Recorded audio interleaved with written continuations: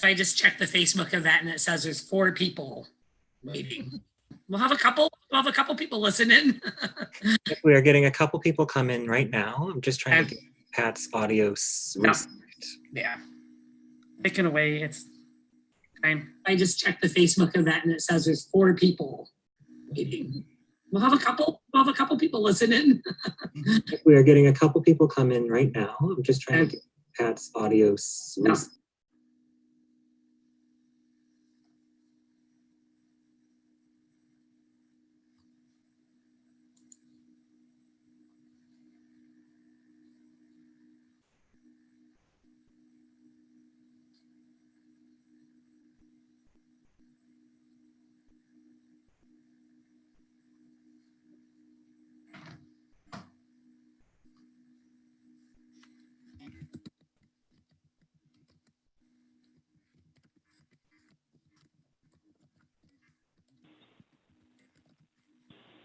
Thank you. There's Pat. Pat, I think we can hear you now. Good. I can hear you.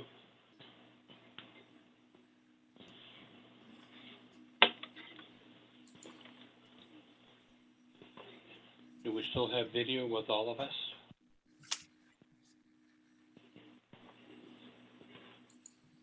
We do not have your video, Pat. Pardon? I couldn't hear you, Justin. We do not see your video.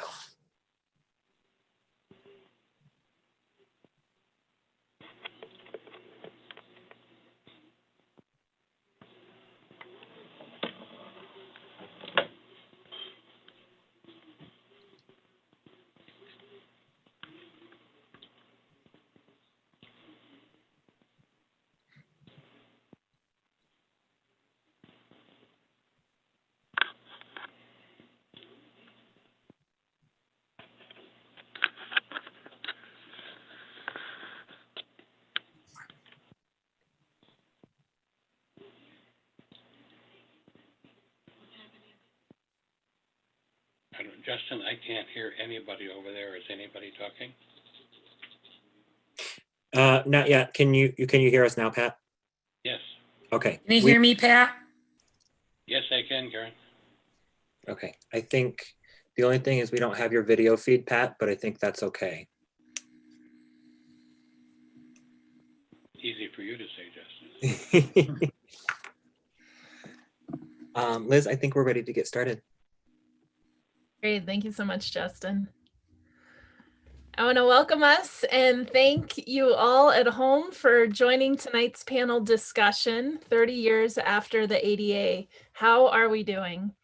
Tonight, we are going to celebrate the achievements of the Americans with Disabilities Act, as well as hear from disability advocates and activists about the work that remains to secure full accessibility and inclusion in schools, workplaces, residences, businesses, government, and more. And it is an honor to be joined by our 4 panelists tonight. I am Liz Miller. I'm our facilitator, and I am a member of the Human Relations Commission for the City of East Lansing. And the HRC is our sponsor tonight. East Lansing's Human Relations Commission works to protect and promote human dignity and respect for the rights of all individuals and groups in our city. And we do this by protecting against discrimination and prejudice, as well as by hosting educational series throughout the year to lift up the diverse experiences and realities within East Lansing and our wider Michigan community. As we begin, I would like to first acknowledge the behind the scenes labor that went into making tonight possible from our city staff, especially Shelley, Nicole, and Justin. And I also want to thank Amy Stirk from Michigan Disability Rights Coalition for helping to connect the Human Relations Commission with leaders across the disability community. Before I introduce our panelists, I want to explain tonight's format. The topic of the ADA, disability rights and disability justice, is a huge topic. We will not cover everything in our time together, but each of our panelists comes here with different perspectives and wisdom to share. So I will invite each panelist to share a bit about their experience one at a time, and we'll engage each other in dialogue. And then we will open up the conversation to the public. Anyone who is on this live broadcast is invited to add a question into the chat box. On the bottom of your Zoom server screen, it should say chat there in the center, or the chat box may already be open on the right-hand side of your screen. And you can add a question at any time during our discussion. And then when we come to Q&A, I will communicate the questions to our panelists. So I have already talked way more than anyone was expecting tonight. So I want to begin with some introductions. Our first panelist, Lucia Rios, is a West Michigan native. She was born with spina bifida and uses crutches and a wheelchair. Lucia has worked in the nonprofit world for over 15 years, specifically at the local Center for Independent Living. She provided technical assistance for accessibility to businesses and governmental entities. And currently she is a resource navigator for The Source. In her free time, Lucia advocates for disability inclusion and is a freelance writer. Next, we have Pat Cannon, a fellow member of East Lansing's Human Relations Commission, who comes with many years of service in management, public information, broadcasting, disability rights, and advocacy. Pat was the director of the Michigan Commission for the Blind for 15 years, where he lived out his commitment to change what it means to be a person with a disability in Michigan and the United States. And Pat was appointed to the U.S. Access Board, the independent federal regulatory agency whose mission is accessibility for people with disabilities under President Bill Clinton, and then again in 2014 under President Barack Obama. After Pat, we have Dominic Haper, who has cerebral palsy and is from Ypsilanti. He is a firm and true believer in independence for people with any type of disability. Dominic also believes strongly in being a productive citizen of society, which is why he strives and advocates for the betterment of people with disabilities. Dominic's passion is to help youth find their voice and encourage them to succeed past the limitations and barriers society has placed upon them. And finally, we have Karen Hurwitz-Honey, who serves as the vice chair of the Human Relations Commission. She previously served for 4 years on the East Lansing School Board. And in her professional life, Karen has worked for the last 20 years as an early interventionist for Ingham Intermediate School District's Early On program, where she provides in-home support, education, and coaching to families of children ages birth to 3 with developmental delays. And she is a lifelong activist focused on upholding the civil rights of individuals from protected classes with an emphasis on advocating for children with special needs. And I just want to again, thank you all for being here tonight. So let's dive into some dialogue, some conversation. Lucia, I'd love to hear from you about, when we think about the ADA, it's 30 years now. And before we do some of that early history, how has physical access grown? Where are we at today? Where should we be going? Yeah, that's a great starter. So yeah, physical access, for me, I didn't realize that there was anything called the ADA until about early 2000. So, and it was because of encountering different physical barriers on an inaccessible campus. And so through a research project, I actually learned that there was this law called the Americans with Disabilities Act, and specifically for access for public entities and also governmental entities as well. And so, and it's very very particular as far as, what they call, what's accessible according to the law, and that's just the minimum, but also how we can expand further on that. So in the work that I've done, though, I did focus on just physical and program access. And so it was very, how wide are doorways? Are there enough parking spots? Can someone use the restroom? Things like that. And so a lot of times individuals didn't realize, especially business, that they were not meeting the law, just the bare minimum. And so how can we just meet the bare minimum, but also move it forward as well? And so having conversations and showing kind of the benefit that people with disabilities and also public businesses have can access a variety of people to come into their doors as well. So now, though, I think that since it's been 30 years, I think that many places do strive to meet just the minimum. They're thinking about access, and that's a good thing. But I think now I'm seeing more what's next, what's the next step. And so as far as not just the minimum, but we want full inclusion. How do we incorporate this into not only our business, but also the practices?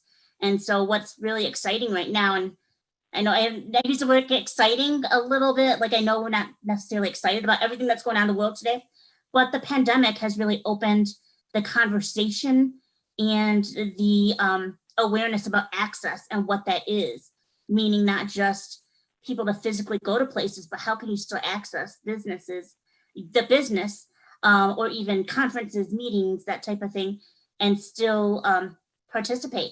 And so, we're seeing that conversation is elevated over the past few months, 5 months, I would say, since the pandemic. And so now you're getting people that are doing more Zoom calls, obviously, remote workplaces, even if you think about goods and services. So grocery stores are offering contactless delivery or drive-throughs, or, I think that that's kind of shifting that look on what is access and what that looks like for people with disabilities. But I see that there's still a lot of room to grow. I know that, now in my work that I've done at the nonprofit, that there were, now a lot of places that are looking, are giving grants out, especially if you look at recreation, they are including that as far as about access. So are you thinking about those people with disabilities or even the aging population in your plans? And so I think that that's something that when I first started working in the work back in like early 2000s to now, that's grown a lot. But I think that it's important for us also to recognize that there still is work to be done on a physical level and also program level. But I hope that the pandemic and it opening the doors and people accepting more what access looks like can definitely shift that conversation, especially after, how can we still keep some of these the way that we do access in place.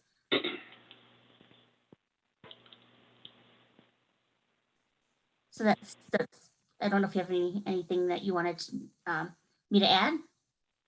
No, that is perfect. And, I've heard that a lot. That has been a huge conversation the last few months of, oh, look, all of a sudden we're able to lean into accessibility and provide these services that we were told were too difficult before. And so as, the world dreams about, reopening in a year or two, what are the questions we should be asking, or what are the questions we should be asking, or what should we be pressing to make sure that it doesn't go back just to the way it was, but that it's not a byproduct, but it's a new norm? And that's a great question. And I know even I'm from Ottawa, and so which is over Lake Michigan. And so that's something that I've been having conversations with people. I know I did talk to some of the city commissioners as well about, okay, right now you have your meetings over Zoom, can that still be a possibility once, we go back to everything is open. And so we were able to talk about kind of those dynamics and what that would look like. So people can have options. And so that's what that's what I'm encouraging people to do, is the I think because also that can open the doors for more engagement in general for individuals. And so, I think that's something that, talking, not letting that conversation stop. So once we go back to business as usual, still being that person to say, hey, what about this? Or, can we have those both options? Yeah. That would encourage. Yeah. So living into that both and of model of flexibility and what I think people can see right now, the benefits of it too. I think even workspaces, people are being, those who are remotely are more productive. I mean, even myself, like, and I have more energy, I'm having to like physically get my wheelchair in the car, get it out, that type of thing. But also, I think that, it's giving people, especially, I think it's showing people that you can still be productive, even though you are working remotely, or that maybe having, having curbside delivery helps with anxiety of going into the grocery store. I mean, there's all different types of things, even, medicine. So you can virtually talk to a professional. You can even virtually, see a nurse practitioner. And so I think those are just opening the doors, not only for people with disabilities, but also like, what about the busy mother? Or, the person who does have that severe anxiety and, or social anxiety. So I think it's just, if we just keep that, like, not going back to business as usual, but still keeping in mind that, this can work, this access in the new age, post-pandemic. Yeah, absolutely. And as you said, have those conversations now.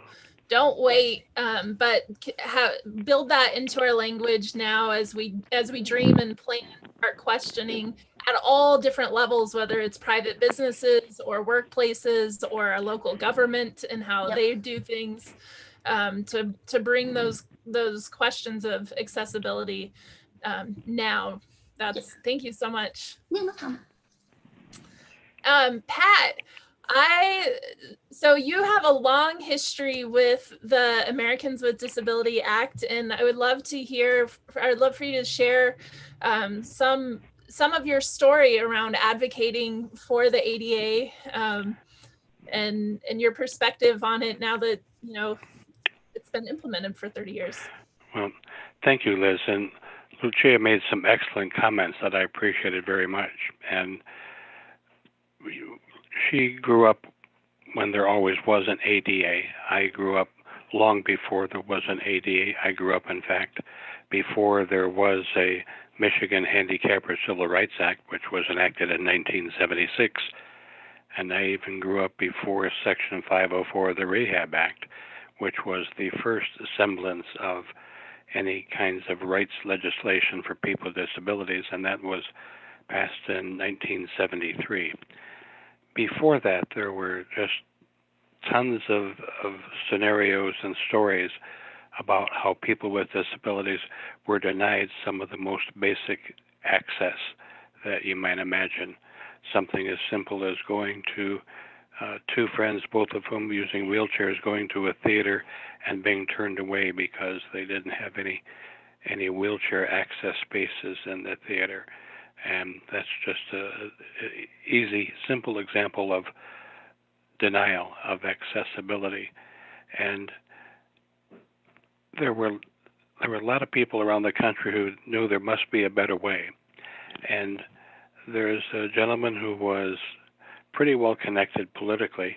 His name is Justin Dart, and some of you may remember hearing that name. Justin was a very successful businessman, made a lot of money selling Tupperware in Japan.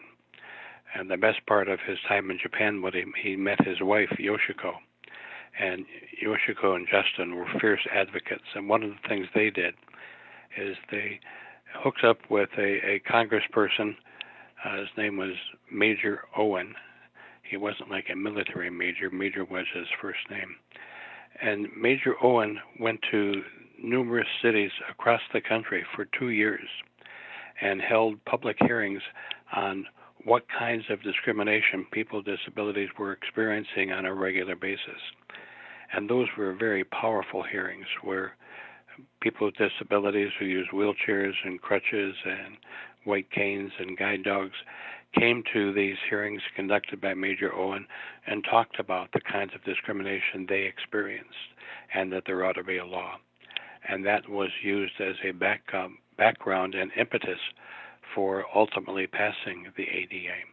I mentioned briefly our Michigan Handicappers Civil Rights Act. That was enacted in 1976, and that law still exists today, although the name was changed to be more consistent with the language of today. I don't know anyone who still uses the term handicapper in our state, but we do know that Michigan was the only state that used that term. And for a lot of handicapper advocates who were kind of proud of that name, they thought that Michigan would be leading the nation in terms of terminology for handicappers. But what we ultimately realized, if no one was following us, then perhaps we weren't leading. And that led to a move toward language that was more broadly embraced by people with disabilities everywhere. And that was the birth of what's known today as People First language, where the focus is on the person first, recognizing that the disability is only part of who they are. So I'm a guy who is blind, and different people have different disabilities. So the Michigan Handicappers Civil Rights Act in 1976 really was a very strong law, and in many respects is still today stronger than the ADA. For example, it covers any employer with at least one employee, where the ADA covers any employer with at least 15 employees. The ADA has done for people in Michigan with disabilities. It has raised the profile of people with disabilities and called attention to the kinds of discrimination that we've experienced for decades in Michigan. So the two laws, I think, work well together, but a lot of people aren't even aware that there is a state disability rights law which is still very strong. And I can share a scenario that's a true story. One of the tenets of the Michigan law, which was also ensconced in Section 504 of the Rehab Act, was this topic of reasonable accommodation.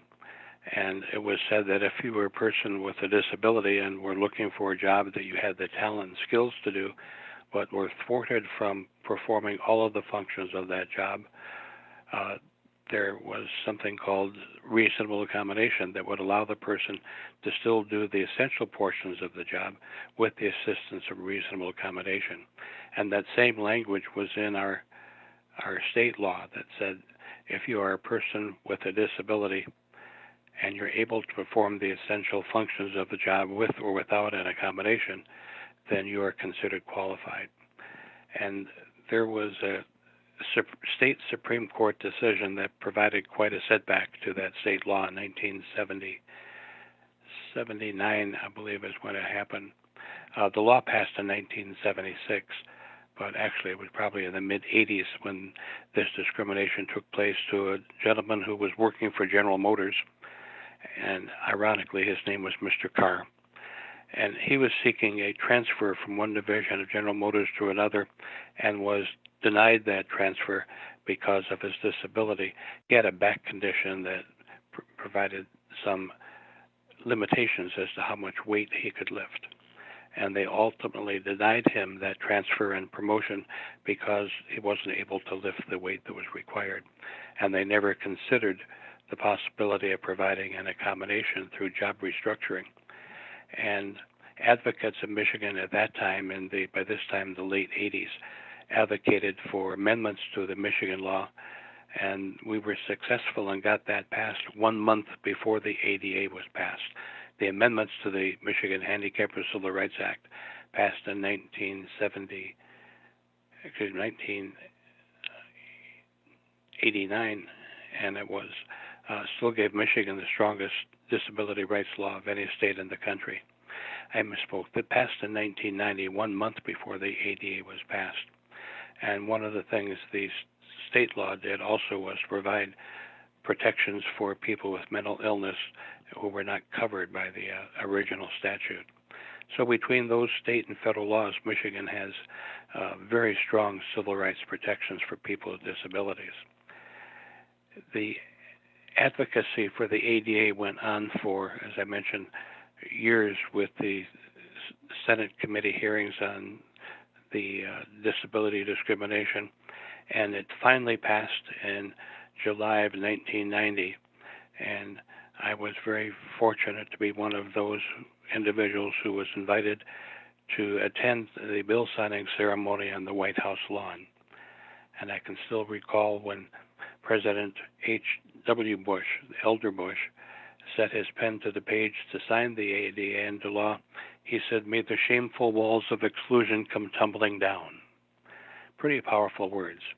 And then President Bush went on to explain, at the heart of the ADA is the full integration of people with disabilities into all aspects of our society. And that's very, very powerful. And people usually think of employment when we talk about the ADA, but there are several aspects of it that really provide liberating freedoms for people with disabilities. For example, in terms of recreation, people with disabilities can now access components of recreation that they were previously denied, like launching a boat at a boat dock, or enjoying fishing at a fishing pier, hiking trails that are in many cases barrier-free for people with disabilities. We loved the experience we had at Rocky Mountain National Park, where there are seemingly miles of hiking trails that people using wheelchairs could navigate freely. So amusement parks is another place where people with disabilities have access now that they didn't have in the past, and it goes on and on and on. The ADA covers, of course, employment, places of public accommodation like shopping centers and stores, wherever you might imagine. It also provides protection against discrimination for communications, and that was the beginning of the TDD relay system for people with disabilities. There was a series of posters that were developed after the ADA signing that drove home the strength of the ADA, and I can still recall a couple of them.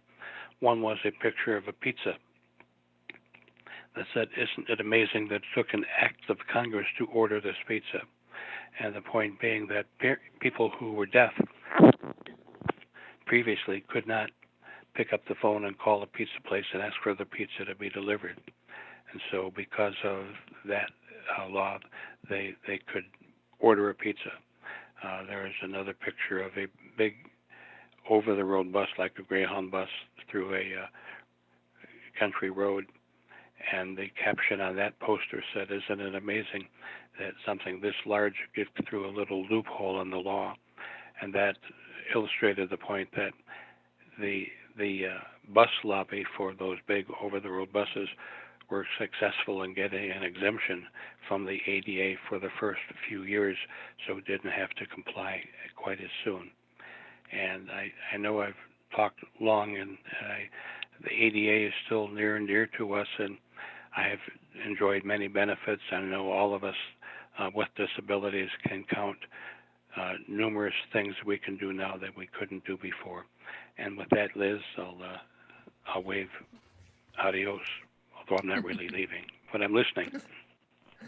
Thank you so much, Pat, for sharing that rich history with us. And, you know, every time I sort of researched the ADA, learned something new, and what really stuck with me in what you said was that this began with public hearings across the story of people sharing the kinds of discrimination they experienced. And I wonder, 30 years later, what would it be like to hold that same sort of mass campaign? I know there's a lot of advocacy organizations that's a regular part of their work, but to get a national spotlight for the stories today of where how people are still impacted by those loopholes, those exemptions. As Lucia said, it's the minimum. And what would it be like to hear those stories to help us live into the fullness of that? Thank you for sharing.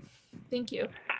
Oh, my pleasure. I can probably tell I love to talk about the ADA because it's so important to people with disabilities and to helping them feel that they are first-class citizens after all.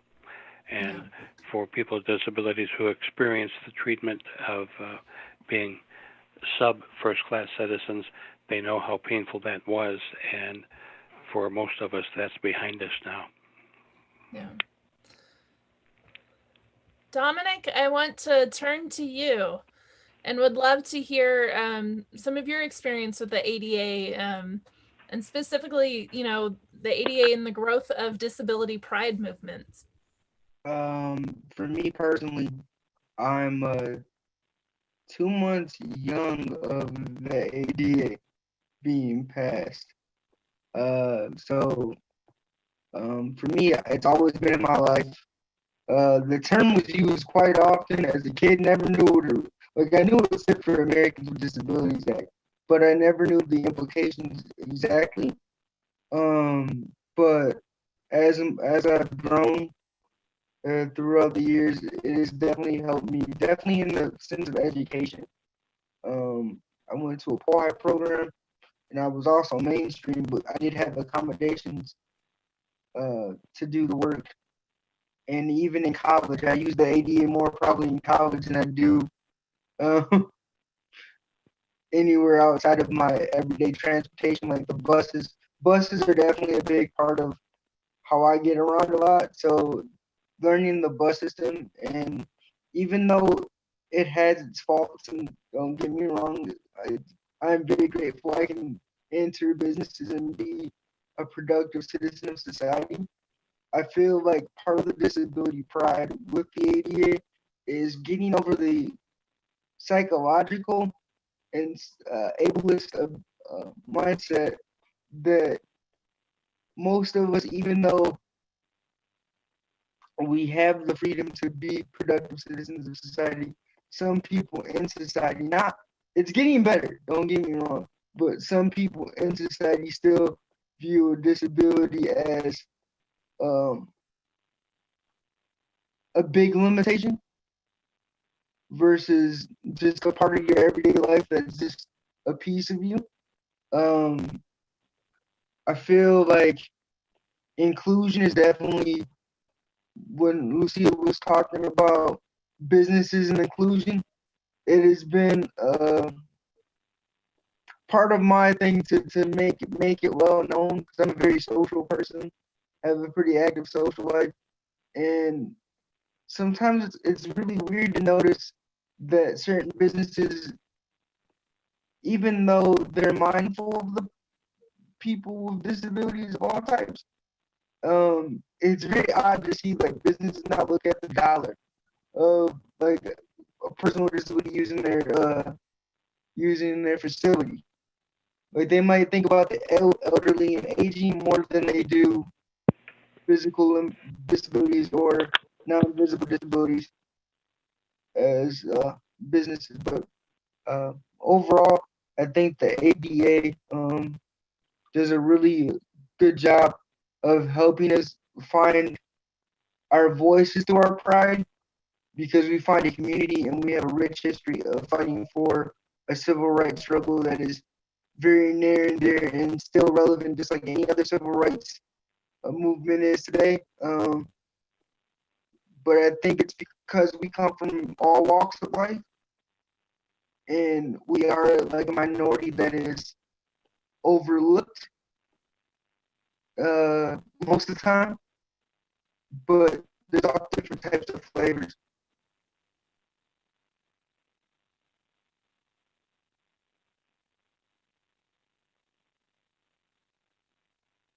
I can't hear you. Thank you. Thank you. I was still muted. What that last thing you said about we're a minority that's often overlooked, and I think that's so true. In part, it's a broad,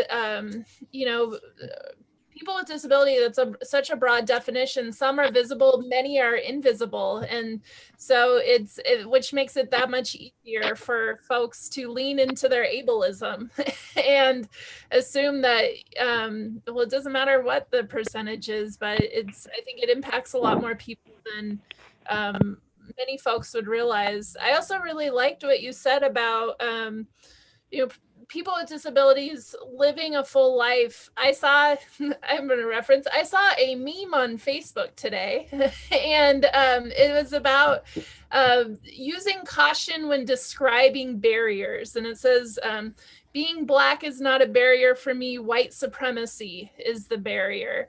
So being a person with a disability is not the barrier. Ableism is the barrier. And I think that's so important to name. Thank you for lifting that up.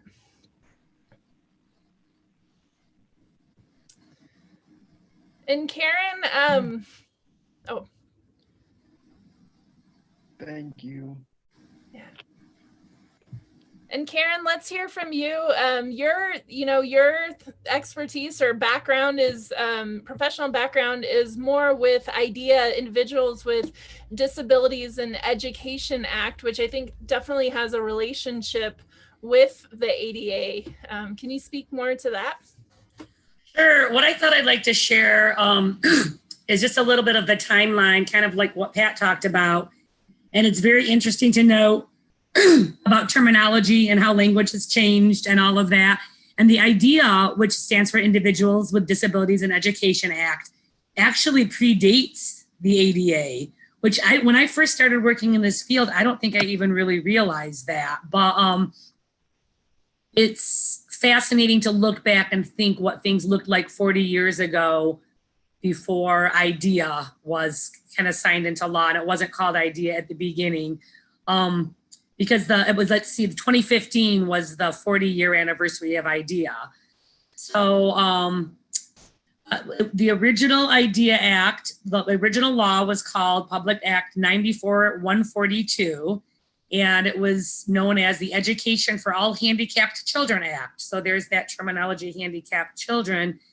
And even in my 20 years in the field of working with children with special needs in the school district, I've seen language change a lot too. And we talk a lot about people first language. So I was glad to hear Pat kind of explain that a little bit.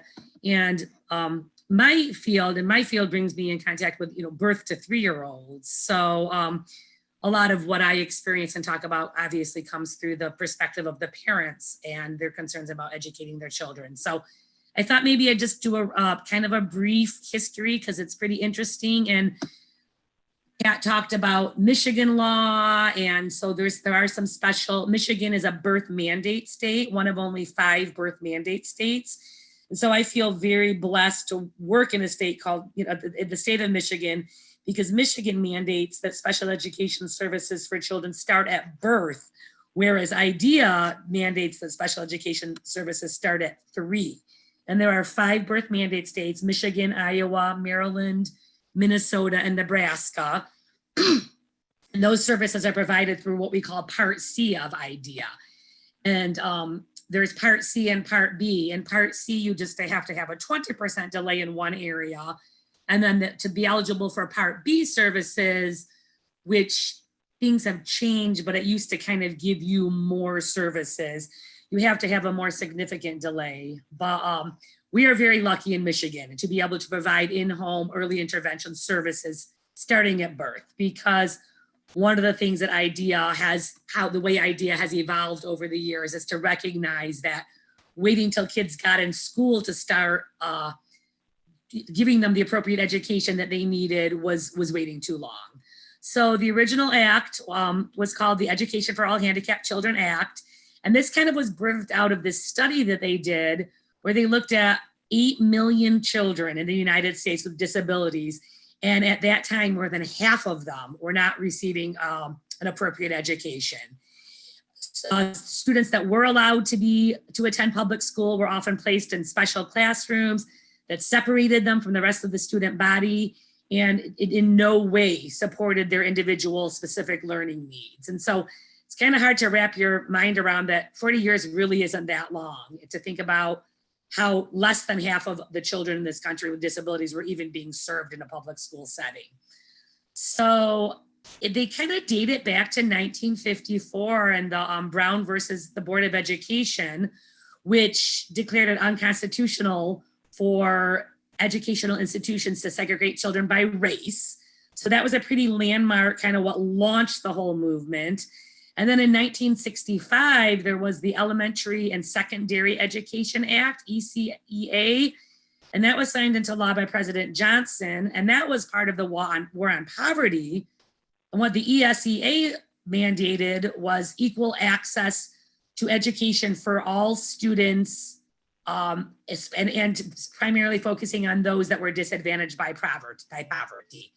And so that was in 1965. In 1971, this is then different states kind of started to branch off. So in 1971, something called the Pennsylvania Association for Retarded Children, which is PARC, and obviously that's a word that is now very outdated.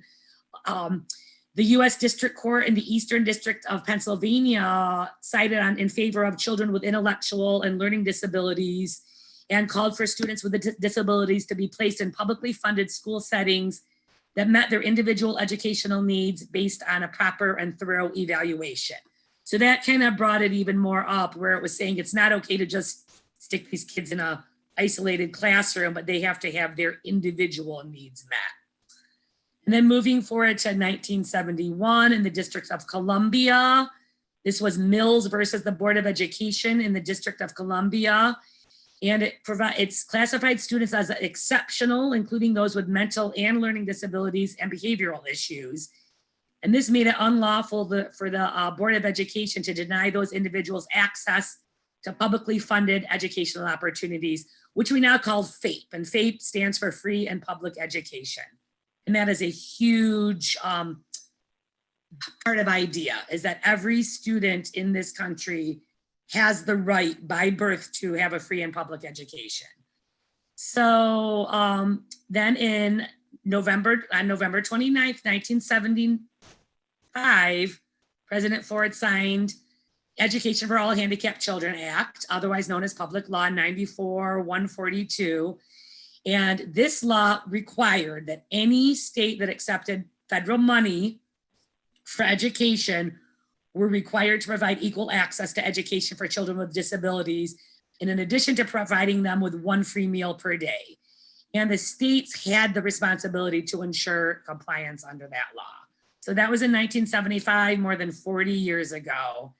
And it continued to be amended and built upon, which I think we've seen a little bit with the ADA, and that we hopefully continue to see, because I don't look at IDEA as a piece of legislation that was just passed and has just sat there. It's a moving target. It's an evolving policy that changes with the time. So in 1986, Reagan signed the Handicapped Children's Protection Act that actually gave parents more say in developing their children's individual education plan. And that's where the term IEP came from. And in my field, we work with IEPs, which are individualized education plans, and IFSPs, which stand for individual family service plan. And what that does is acknowledge that every child has different abilities, different strengths, different areas of need, and you cannot design one specific program that's going to meet all the needs. So we take our IFSPs very, very seriously. And what I love about it is that we really center the family. We center the family, we center the parents' needs. We don't go in there and write a goal. We go in there and say, what do you want to work on with your child? And what is your goal? Because I could go in there and evaluate a child and think, oh, well, I think this is where, what we need to work on. And the parent might have a completely different idea.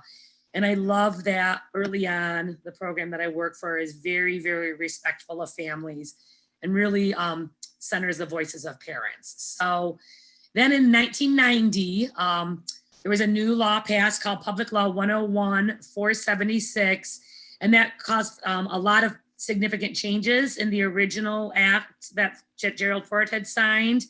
And it kind of included more kids, like children with traumatic brain injuries and autism. Up until 1990, children with autism were not covered under IDEA, which is kind of hard to believe. And Congress additionally mandated that in addition to having an IEP, that we had to do a transition planning, which is a huge part of what I do, because I work with children birth to 3.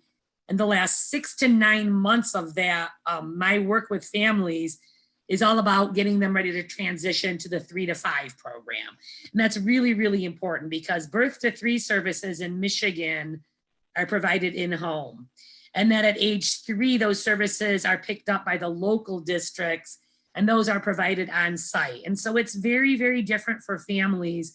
The ability to go into homes and work with children in their natural environment is a huge, huge part of what we do.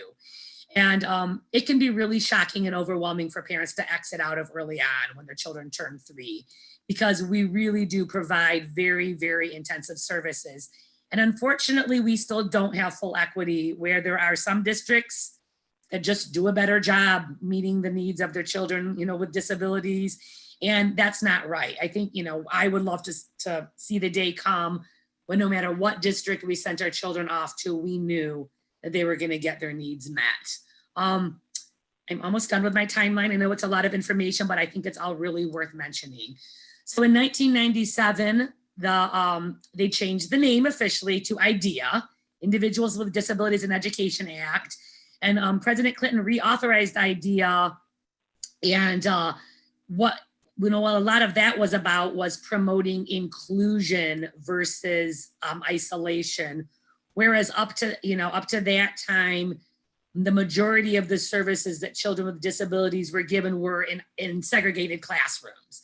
And they finally began to figure out in the late 90s that you put a bunch of kids with a speech delay together in a classroom where no one's talking, it's going to be really hard for them to develop their language skills. And so it really became about mainstreaming and inclusion and getting those kids out of those segregated classrooms and into classrooms with typically developing peers. And that is what we are really, really still working on doing better at in Michigan, and especially in the 3 to 5 programs. So I think the last step was December 3rd, 2004. IDEA was again amended, and with a greater emphasis on early intervention.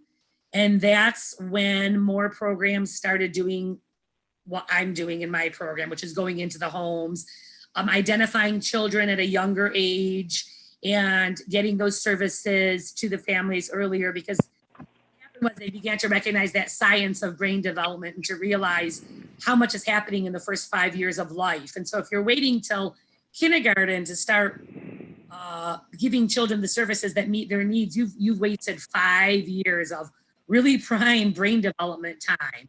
So the reauthorization in 2004 basically improved educational outcomes, raised the standards for instructors who teach special education classes, required states to demand that local school districts shift up to 15% of their special education funds towards general education if it was determined that a disproportionate number of students from minority groups were placed in special education for reasons other than disabilities. And that continues to be a problem that we see a lot, is the over diagnosis of children of color. And so that's, we have a long way to go, would be my conclusion. We've come a long way when you think about where we were 40 years ago, but working in the field for 20 years, I've seen amazing progress and amazing growth. And I also recognize how far we still have to go. Thank you. Thank you for sharing that history. And, you lifted up that equal access, mandating equal access to education when it's in practice does not always mean equal access to education across school districts, across state lines. And what, in your experience, either through your professional work or school board work, when you think about, if you were to have a dream for what that next evolution, because it's the idea has gone through this huge evolution over the last 40 years. Do you have a dream for what might be a next step to really ensure equal access for all? Well, one of the things that we've really been working on, both in my school board work and my professional work, is I mentioned, so now in elementary, middle school, and high school, there's a big push for integration. And, but unfortunately in that 3 to 5 area, different are doing it differently, and we are still putting a majority of children with special needs, what we call ECS classrooms. That stands for early childhood special education. So the majority of these children are still going into these isolated classrooms where everybody in the classroom is a child with a disability. Whereas the goal really is that if a child, it's so much more beneficial to everybody, to children that are typically developing and to children with special needs, to have blended classrooms. And so my vision would be, and here's the thing, I will say that there are exceptions, and there are parents, there are children that do better in a segregated classroom, and there are parents that don't want to give up that option. And so it's never going to be one size fit all. But my goal and my vision would be that every district in Michigan, really across the country, but I really focus on Michigan and Ingham County especially, would be moving more towards these blended classrooms. So I can give you an example of Hazlitt. Hazlitt does a fabulous job, and all of their early childhood special education classrooms are now blended. And so they blend Head Start, the Great Start Readiness Program, which are both preschool programs for 3 and 4-year-olds that have a variety of needs, and some of that is based on income. And then the children with disabilities, and then tuition based. So there's basically kind of 4 different populations of kiddos all in one classroom. And what they do is they do push in versus pull out. And that's another big change that has happened that tends to be better for most children. Nothing, once again, not for all children, but the old model used to be a speech therapist would go in and pull that kid with a language delay out and work with them one-on-one. And the goal now is that they push in and they go in and they just work with the kids all together, and everybody benefits from it. And one of the coolest things about my job is I facilitate parent-child play groups. And when I first started, we did play groups just for our early on kids. And then after about 10 years, they came and they said to us, you no longer are allowed to. You cannot use federal funds if you're going to be doing play groups just for children with disabilities. And the people grumbled a lot because it's different and change is hard for people. But I will tell you that they are so much more successful now. And it is such a beautiful thing because, I mean, we're talking about infants and 1 and 2 and 3-year-olds. And you just can see how prejudice is taught because there's no judgment, with these kids. From the very beginning, they're exposed to children of all different abilities, children with walkers and children in wheelchairs and children with crutches and children with visual disabilities and hearing impairments. And they interact, and children with, English not as their native language. And it's really, really cool thing to be a part of. I feel, I'm so blessed in what I do, and I would never want to do anything different. So that answer your question? Yeah, definitely. Thank you. And you picked up, that same theme we started with when we're discussing needs and how to meet needs. It's a both and model. It's not a one size fits all. But in school settings, integration is great. And I know, especially as folks get older and, develop their identity and social identities, affinity groups are also really important in spaces. Across your identities are really important. So it's a both and of adaptivity, and how can our school systems be adaptive? Thank you. Liz, this is Pat. May I weigh in on this a bit? Yeah. Karen, you did a fabulous job of giving us the history of education for children with disabilities. And it's obvious you have a lot of passion for that work, and we feel privileged to have heard you talk about it tonight. The notion of full integration of people with disabilities in the school system is one that is not necessarily embraced by everyone. There are many parents, as you hinted, would prefer to have their kids in a separate school setting, feeling that they get more of the support services they need. And the way I talk about it is that inclusion is not for everyone.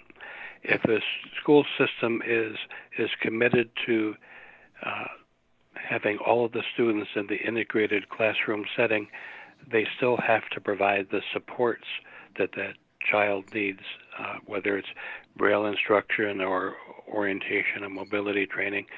Those supports have to be there in place in an integrated setting so that they still get the same benefit of being in a residential school setting like the former Michigan School for the Blind. So, and one more thing, you talked about how African Americans' civil rights movement over the years has taken on more and more positive attention. When we talk about people with disabilities experiencing discrimination, there is a difference in the kind of discrimination blind children and blind adults feel than the discrimination that African Americans experience today. I think most of the discrimination that we experience is based in people not knowing, not being enlightened, not understanding what a disability is and what it is not. Almost never is the discrimination we experience based in hatred, like the discrimination that Matthew Shepard experienced, or James Byrd, or Vincent Chin. So we all have a long way to go and different paths to get there. Thank you. I want to open up to if there are any questions from folks who are following along, to add that in the chat box. And again, at the bottom of your Zoom panel, in the bottom center, there should be a button that says chat that will pull up that box for you. While we're waiting for those, I've got a question. You know, it came up several times, this evolution of language around disability. And I think that is a common, you know, the evolution of language happens with every group. It feels like, you know, I'm queer, and in that community that would be controversial for some folks, and other folks would say, you know, LGBTQ, other folks would say LGBT, other folks would say gay and lesbian. So there's not just one uniform sort of language. And I'm wondering if within the disability community, if we're still seeing that evolution of language, either across generations or regional, or yeah. Yeah, I think, we're still seeing that. And I think that it's important to know that people with disabilities have many different identities as well. So many times, you know, not only is it a disability an identity, but also it might be, like for me, I'm Mexican American and I have a disability. And so, but also I think, I think that's something that we should recognize too, you know. But yeah, I think language, I mean, you get, you know, some people identify as person first language versus identity first language, you know, and it's all about the person, I think too, and also respecting how that person identifies themselves. So for me, I refer to myself as person first language. That's what I use.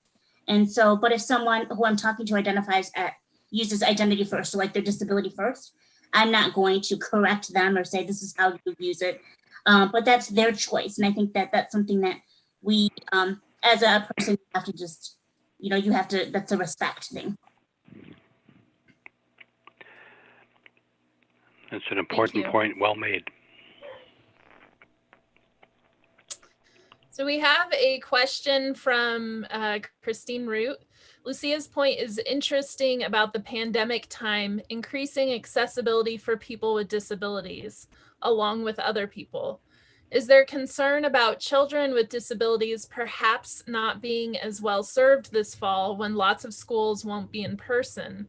Are there going to be the necessary resources to provide assistance? That is a hot topic right now. Thank you, Chris, for lifting that up. Oh, I'll go first on that. Absolutely, Chris. I mean, that's already a concern. You know, I've been doing Zoom visits with 2-year-olds with speech delays. That doesn't necessarily go very well, you know. But it's a tough question. And I've joked, and I don't think my former school board colleagues appreciate the joke, that I'm actually very relieved not to be on the school board right now, because I think they're really, really difficult decisions to make. And unfortunately, I don't think that we have the perfect answers. I do think that there is a big concern about children with disabilities and special needs in education getting their needs met remotely. I don't think it's possible to do it as well. And it does sound to me like a lot of that, what I hope to keep seeing is districts really, really focusing on that and creating opportunities. And if there is going to be any face-to-face or in-person support for families, that I really, really hope that districts will center that, the children with special needs, because I know that my families that I'm talking to, I see it's about half and half. I think I'm having a lot of success in my Zooming, my virtual visits, because what we really are supposed to be doing is parent coaching anyway, and we're really supposed to be coaching the parents on being their children's primary teacher. But that being said, I mean, like the physical therapists I work with, they are just itching to get back into the homes, because that's something that you can't do over the computer. And so, yes, Chris, it's a concern. And if I really wish I had the solution. I think what so much comes down to is funding and resources. And I just hope that our federal government and our state government continue to recognize and provide more funding and resources. That's probably going to give us the most chance of doing the best we possibly can to make sure that these kids' needs. But it's not going to be perfect. I know that. Who are the disability advocacy organizations in Michigan that we should be turning to in this question, in this big question, or that we should be pointing our school boards, our educators to? Encourage individuals to connect with their local centers for independent living. And throughout Michigan, I think 15, but they're all, most of them go by Disability Network, and then Southwest Michigan or Lakeshore, there's one in Grand Rapids, and I'm sure there's others, in the east side of the state too. And so I think that those are ones I think that could advocate on people's behalf, especially regarding the children, and going back to the schools too, or learning from home. So I think that connecting with your local Center for Independent Living or Disability Network is very important. Also, Michigan Disability Rights Coalition, and I'm sure Dominic can speak to that too. That's a great advocacy organization that serves all throughout Michigan. So, Dominic, I don't know if you have something that you want to add about that. Yeah, Disability Rights Coalition would be good too, because it would also bring about pride, which I think I didn't touch on it as much. I wish as I'm listening to every talk, I think it's really important about passing laws. And I'm a firm believer that with my development, because I did do the end from home to 3 when I was a child, I kind of have vague memories. My grandma has lots of memories. But I feel like pride and ADA go together in education, because just like with any other movement, if you don't have pride within yourself and you're not seen as just a person with added limitations, which is the disability, but if your community doesn't feed into that, later on in life it comes back kind of harmful sometimes. But to help pass laws to make the younger generation, I feel, benefit more and have less of a struggle through the challenges of navigating, adolescence and adulthood, and all those factors.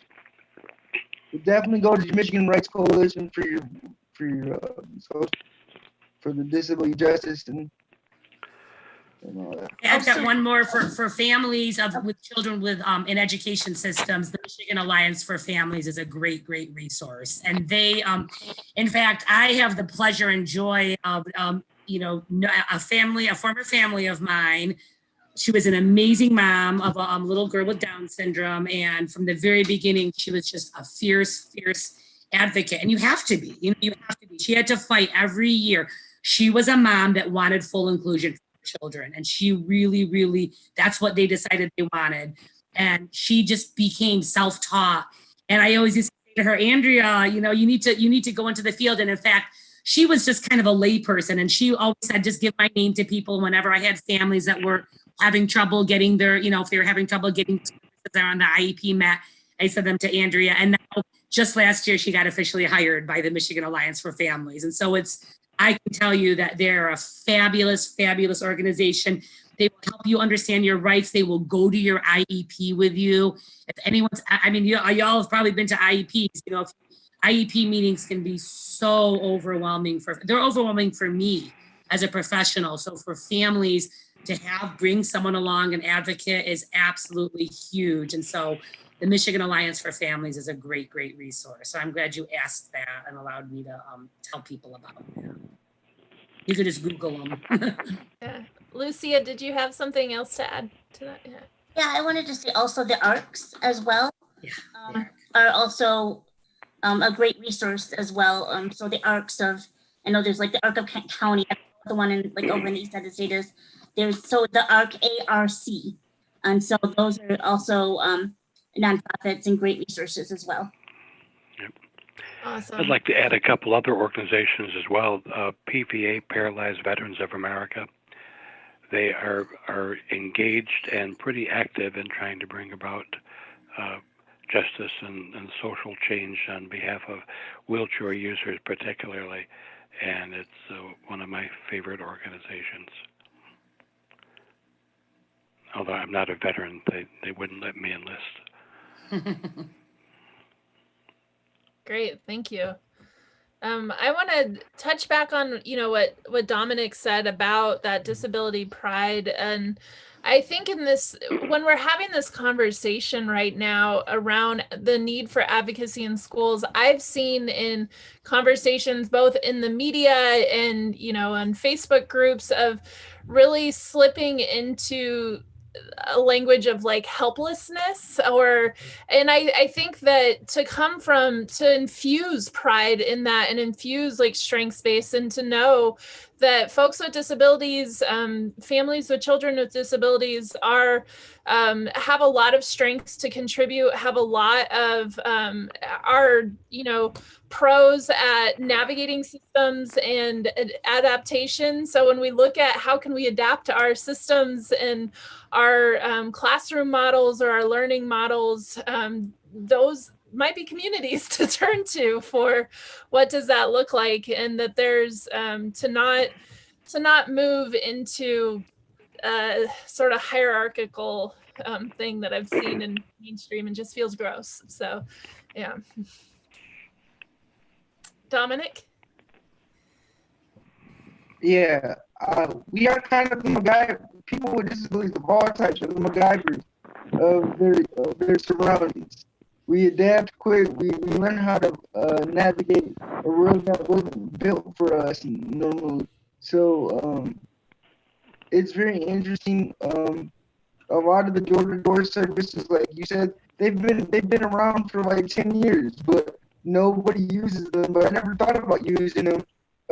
I became a big fan of DoorDash about a year or two ago, because I'm one of those people. If I can get their power rolling, I'll get their power rolling and I'll eat. But it's that energy consumption that Lucia was talking about with her work, you know, and a lot of my friends that do work at offices and jobs, they really have been like, oh man, I love this. Like I get up and, you know, they do their routine, but it's less about throwing the wheelchair image or whatever equipment or whatever, you know, more energy that they use throughout their day can be focused on the job so they're more productive. So I find that to be interesting. Like things that I find that weren't really built for people with disabilities in mind. People with disabilities are more likely to use them, like speech to text. I'm a very bad typer, but Dragon Speak and Say is a very beneficial thing for my everyday life. The speech to text on the text messaging. I also like that now text can be read to you if you have a visual problem or visual disability. And I just think it's very beneficial. Hopefully with Corona, but after this pandemic, people will be more understanding of sort of the social isolation as well that people with disabilities face before we find our communities and find our voices in a strong and reasonable way, you know, and be more mindful and more empathetic to those that are trying to navigate their world, because now the world has definitely changed for everybody that has to navigate. So maybe we'll be on somewhat of an even playing field. Yes, thank you for that. What if we use this moment to lean into being more mindful and empathetic, as so many folks are struggling to adapt to look to the folks who are the MacGyvers of adaptation, and to into this next 30 years to begin with empathy. Thank you for that. Is there are there any, so we talked about organizations for advocacy. If somebody is leaving tonight and says, you know, I want to read something or watch something or follow someone on social media to get more involved in disability rights, disability justice, we were talking, the panelists before we began, you know, saying that right now, everyone, it's what are you streaming on Netflix? It's a popular conversation topic. And I know that a lot of folks have been recommending the documentary Crip Camp with a lot of history in that. And what are some of the other, you know, resources you might send folks towards? So I am reading a current book, and it's called, and it just came out last week. It's edited by Alice Wong. It's called Disability Visibility. And I think it's like 21st essays from people. It's, I can't think of like the exact title, but it's disability visibility, and it's essays from people within the 21st century that write about their experiences with disabilities, but also the different things that they encounter as well. You can find it online, Alice Wong, Disability Visibility, and that is, I'm halfway through it, and it's just. It's great. I mean, stories from people that, you know, one essay is by Harriet Tubman, and then other essays are, you know, from people that like maybe you would notice now, but it's just a very good book. So. Awesome, thank you. I love Alice Wong. Thank you for that recommendation.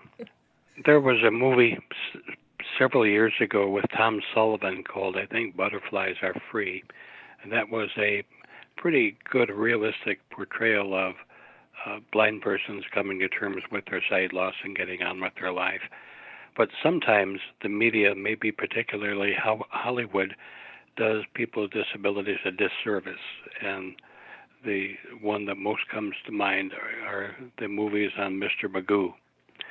And I think all of you know that Magoo is portrayed as a buffoon blind guy, always bumping into things and dropping things and sounding illiterate. And he does not present a portrayal of blindness that most blind folks would like to emulate. So sometimes the media is our worst enemies, and sometimes well-intentioned parents are working at cross purposes with children with disabilities. Not knowingly, of course. I think they have good intentions, but one of the phrases that I have embraced over the years is the soft bigotry of low expectations. And as a parent of a child with a disability, if you keep telling them all the things they can't do because of their disability, those low expectations begin to take on a life of their own, and actually does the child way more harm than good. Thank you, Pat, for your comments, and especially reminding us that representation in media matters so much, and there's so much harmful representation or stereotypes out there. And so seeking out, you know, movies, TV shows that really feature people with disabilities having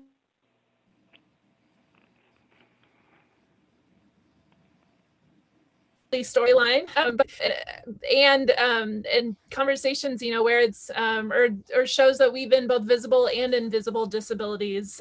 So because representation matters, it makes a difference when you see yourself on screen, and when you see your stories, it helps you imagine your own life. And I think that's true for a lot of us who have multiple identities that we carry. Know that. So thank you, Pat. Yeah. And I do want to imply that every one of the Meteor Hollywood movies are in that same bowl. Jeff Daniels, who still lives in Michigan, he was in a movie called The Lookout, and he came to the Commission for the Blind and wanted to spend a couple of days with some blind folks to help become more sensitive to what blind people do when they're reading Braille and walking with the cane, so that he wanted to portray a realistic and positive portrayal of blindness. So Jeff's on my good guy list. Yeah, there's definitely positive representations. And there's also some really problematic, that stereotypical inspiration storyline of overcoming your disability to find happiness, I think is still celebrated in mainstream media and is just...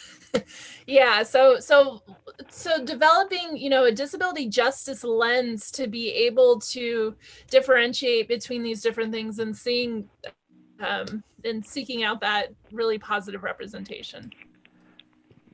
Well said. Thank you. Yeah.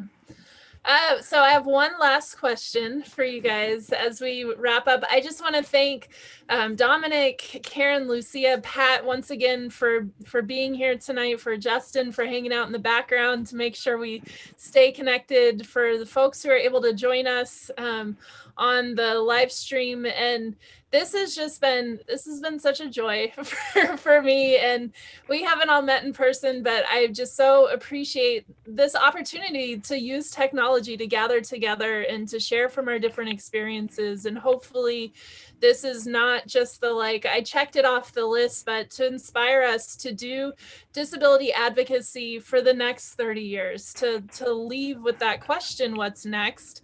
So I want to lift up to you all, if somebody is watching or listening to us and they tell a friend that they saw this, that they watched this webinar, this panel discussion tonight, what is one thing that you hope that they share with their friend when they say, what did you learn, or how was it?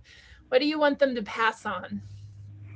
And I'll give you a couple of seconds to think about it, and I'll share actually just something I've really been thinking about. And when I think about what my hope for that next 30 years, that I hope we can evolve our conversation. And I'm a person with a disability with significant hearing loss, and I was never named as a person with a disability. And I've been really grappling with, sort of reckoning with myself recently of this separation that we create of person with a disability and non-disabled. And so I hope that folks will leave knowing that there's a wide spectrum of experiences and of what it means to have a disability, live with a disability, navigate the world, the laws, our schools with a disability, and to maybe decrease that those lines between disabled and non-disabled, and really see the full spectrum of that experience. Is there someone who would like to go next? I will, if I may. I hope people can take away from this conversation the truth that it's okay to be blind, and if you are a person with this disability, don't let the disability define who you are, but more to reveal who you are. And we are not what our disability is. We are people first, and our disability is only part of us. If we can present that positive image of who we are first and what we're all about, that has little or nothing to do with our disability. Thank you, Pat. I want to follow up on that too. I think, like what Pat was saying, I mean, people with disabilities are living, working, contributing to the community. and we come in all different shapes and sizes and colors. And I think that, being, that we are part of the conversation and we are part of the community, and we have much to contribute in different ways. So let us, be open to those contributions. So also find out more about the ADA as well. I mean, it's 30 years, yeah, but there's still a lot of growth in the ADA, but also there are changes. I mean, it was 1990 when it was passed, and now it's 2020, and certain things that the ADA had in place regarding like some of the technical requirements have changed now. I mean, because of we are advancing as a world. I mean, so it's an evolving. It's always evolving. So I would still just recommend that people find out more about it, and also just know that it's always evolving. Thank you, Lucia. I always, of course, I'm in the field of early childhood. So I would say teach your children well. Seek out opportunities. Our play groups are, once we're back, we're not doing them right now because of the pandemic, but post-pandemic, Great Parents, Great Start. If you're a parent in the community with young children, they are community play groups that anybody can go to. They're free. They are wonderful. It's a great first social experience for a lot of children. Take your kids to the Special Olympics, go CADSA, Capital Area Down Syndrome Association has events all the time. Be intentional. If you're a parent, if you're a parent, that's got race on the mind and you're raising your child in a rural community where everybody's white. I see a lot of parents that go out of their way to, go to a Native American drum circle or to, events with people of different colors. They want to expose their children to people outside their own group. And I would say be mindful of that with folks with disabilities too. And prejudice is taught, so if children are, from the very beginning exposed to children from a wide variety of abilities, it will not even seem different to them. And so it starts, start as young as you possibly can when you're selecting books for your children, when you're selecting dolls and toys, just be mindful and teach your children well. Thank you, Karen. And Dominic?